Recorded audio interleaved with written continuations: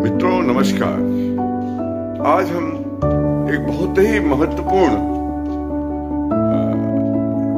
Video बना रहे हैं और आप सब लोग इसको अधिक से अधिक वायरल करिएगा। कारण यह है कि आज सनातन धर्म भटका हुआ है। ऐसा लगता है हर व्यक्ति सनातन धर्म का ठेकेदार बन रहा है।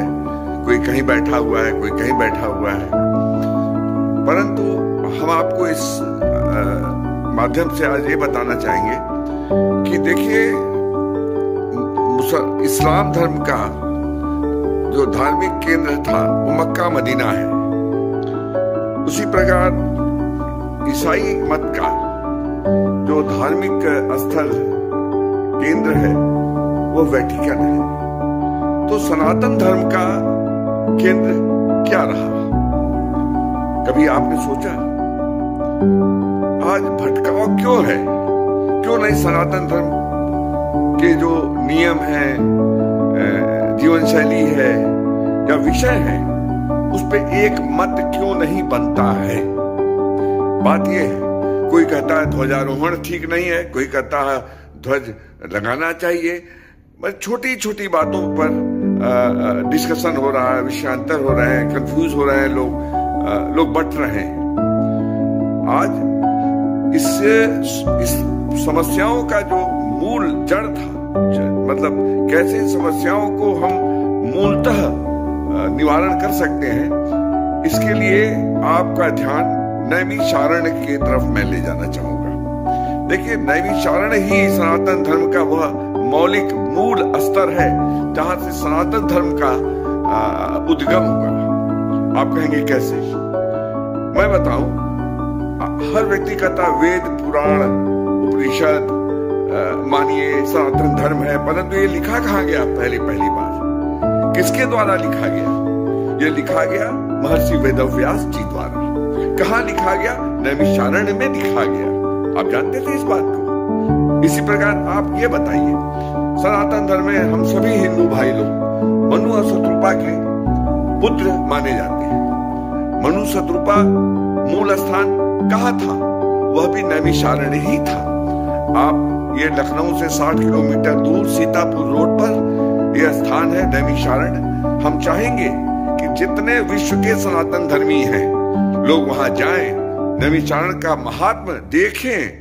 आपको बताता हूं वहां पे क्यों नैमिषारण्य नाम पड़ा।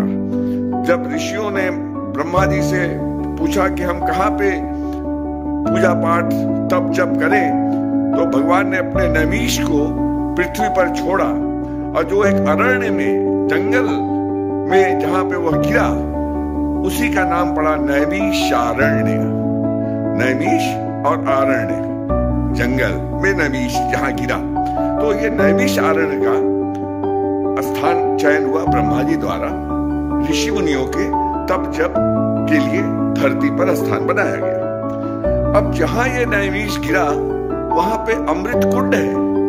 आप समझिए कि जहां पे निरंतर जल का उद्गम है, वहां जमीन से, पाताल से जल निकल रहा है, एक कुंड है। कहा जाता है उसमें स्नान करने से समस्त पापों का निवारण होता है। अमृत कुंड है वहां पर। यही नहीं, माता ललिता, कहा जाता है माता के जो 51 अंग गिरे, हृदय जहां गिरा, माता ललिता देवी का स्थान भी नैमिषारण्य में है। आप देखिए, और जहां पे सूत जी, महर्षि वेदव्यास जी के पुत्र ने कई हजारों ऋषियों को जहां ज्ञान दिया वेद पुराण उपनिषद का, वह स्थल भी नैमिषारण्य ही है। कहने का तात्पर्य यह है कि और आधुनिक महत्व उसका मैं जो बताना चाहता हूं, वहां पे तमाम ऋषि संत महापुरुष जुटते थे और अनेक समस्याओं का निवारण करते थे। धार्मिक निवारण करते थे, वैदिक निवारण करते थे। यह परंपरा हर धर्म का, जैसे वेटिकन बना हुआ है, मक्का मदीना बना हुआ है, सनातन धर्म का नैमिषारण्य ही था। देखिए, किसी योजना को सफलता में स्थान का बहुत महत्व होता है। कोई कहते हैं काशी में हम निवारण करेंगे, कोई कहते हैं अयोध्या में करेंगे, कोई कहे मथुरा में, कोई कहे हम हरिद्वार में करेंगे, कोई कहे हम तीर्थराज प्रयागराज में करेंगे। नहीं, हर स्थान का अपना अपना महत्व है, परंतु नैमिषारण्य का महत्व सनातन धर्म के केंद्र के रूप में सदैव रहा, जिसको हम लोगों ने भुला दिया। बहुत से हिंदू सनातन धर्मी ये नहीं जानते होंगे कि नैमिषारण्य का क्या महात्म्य है। अद्भुत स्थान है। मिश्री पोखरा वहीं बगल में है, जहां दधीची ने अपने अस्थि त्याग करके वज्र बनाया, जिससे समस्त असुरों का नाश हुआ। तो नैमिषारण्य एक ऐसा महत्वपूर्ण स्थान है सनातन धर्म को लेकर के, जिसको हम लोगों ने भुलवा दिया। वहां की परंपरा की पुनरावृत्ति होनी चाहिए, और तमाम जिस सनातन धर्म के विषयों पर जहां कंफ्यूजन हो, जहां मतांतरण हो, उसका मिल बैठ करके सॉल्यूशन नैमिषारण्य में ही निकलना चाहिए।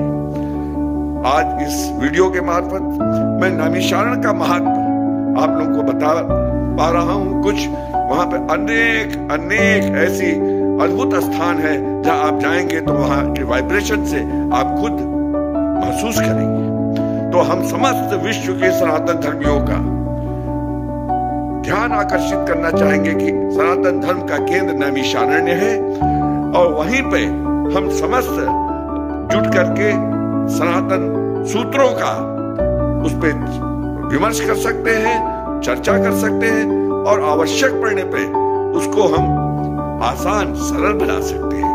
आज के लिए इतना ही। नैमिषारण्य का महत्व आपसे से अधिक लोगों से निवेदन है, इसका वायरल करें, फॉरवर्ड करें, और स्वयं भी नैमिषारण्य जरूर जाएं।